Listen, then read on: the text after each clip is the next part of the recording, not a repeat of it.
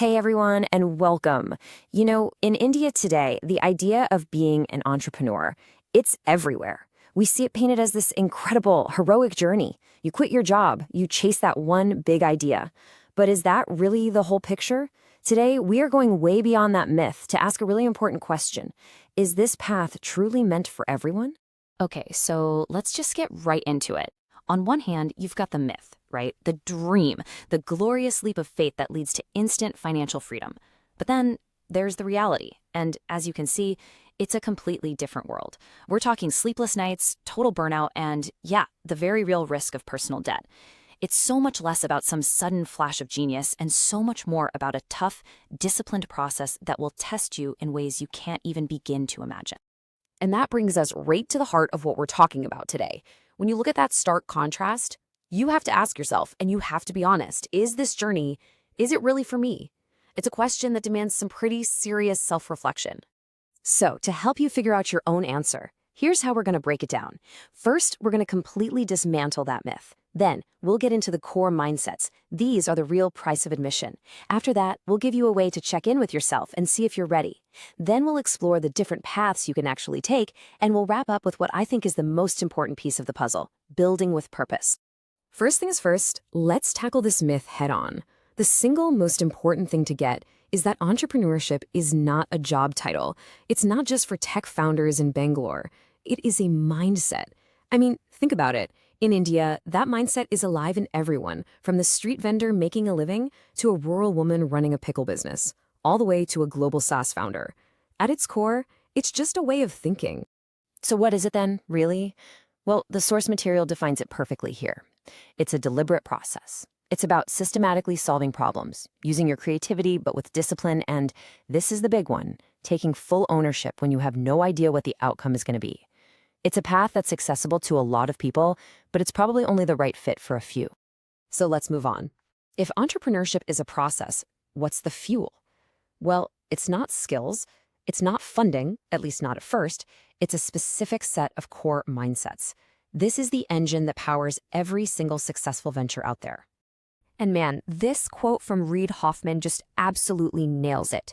It's all about having the courage to take that leap into total uncertainty, and then having the smarts and the grit to figure it out as you go. So let's break down the parts you need to build that plane. It all starts right here, with a deep sense of curiosity and creativity, that constant nagging urge to ask why not or what if. Look, it's not about making the right decision every single time from the get-go. Ratan Tata showed this with projects like the Nano. It's about having the conviction to make a decision and then working like crazy to make it the right one. But here's the thing about that curiosity. It's going to lead you straight into failure. And that's not a bug, it's a feature of the whole process. That's why you absolutely need number 2, resilience and grit. Let's be crystal clear. Failure is the default setting. Just think about Baju Ravindran, who faced years of rejection. Real grit isn't about dodging the punches, it's about your ability to get back up every single time you get knocked down. And your resilience gets tested every time you make a big bet. That brings us to number 3, risk tolerance. Now, this isn't about being reckless. It's what we call calculated courage. It's what Narayana Murthy demonstrated when he started Infosys with a small loan from his wife back when the Indian IT industry was barely a thing. It's being comfortable enough to act even when you don't have all the answers. So what drives that courage day in and day out? Number 4, self-motivation and discipline. When you don't have a boss, when there's no guaranteed paycheck, the only thing that's going to carry you forward are your daily habits. Falguni Nayar starting Nykaa at age 50 after a long career in banking, that is a masterclass in the kind of intense personal drive it takes to build an empire from absolutely nothing. But you know what? Even the best laid plans are going to break. And that's where number 5 comes in, adaptability. Because no plan ever survives contact with the real world. I mean, think about Slack. It started as a failed video game company. Their ability to pivot away from that original idea and focus on the communication tool they'd built for themselves is legendary. Pivoting isn't giving up, it's being smart. And finally, what's the glue that holds all of this together? Vision and passion. This is the sustainable fuel for the long haul. It was Verghese Kurian's vision of empowering farmers, not just making a profit, that drove him to create Amul. This purpose-driven passion, that's your North Star when everything else is telling you to quit. So, keeping all those mindsets in mind, let's turn the spotlight back on you. This next part is all about taking a beat for some real, honest self-assessment. Think of it like looking in the mirror to figure out if you're truly ready for this journey. Right here, right now. First, ask yourself this question. Do messy, ambiguous problems with no clear answers energize you?